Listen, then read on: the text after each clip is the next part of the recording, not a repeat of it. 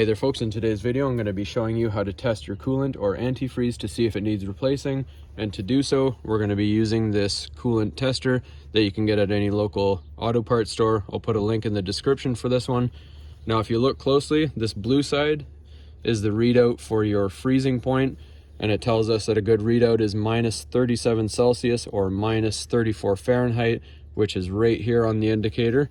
And if we flip it over, the red side tells us the boiling point, and a good readout, it says, is 265 Fahrenheit or 129 degrees Celsius. And when you pull the coolant into this tester, you'll see where it says liquid level, and there's a line, that's where you want to fill it to. And when you do so, you'll see there's a little red arrow that'll float to your readout so you can see where it's at.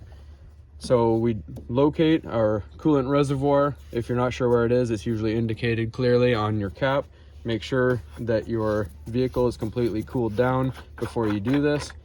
Take off your cap, submerge the hose as far down as you can go into the coolant, hold it upright, push the bulb in, and start pulling coolant out till it reaches that liquid level.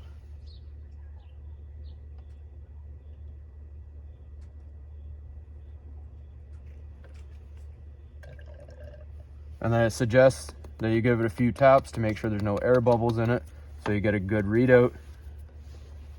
And I like to have a rag handy, and you hold it upright, and you'll see that red arrow is pointing at the minus 43 Celsius or minus 45 Fahrenheit for the freezing point, which is more than okay.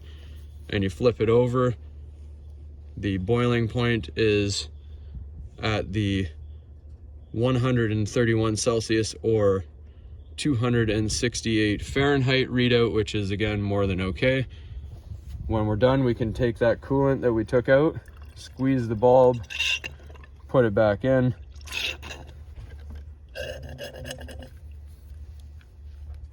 and then it suggests that you just wash it out with hot water, and this is reusable, so you can use it as many times as you need. Put your cap back on, clean this out before you store it, and then you're good to go. That's all there is to it, folks. Hopefully you found this helpful, and as always, please like and subscribe.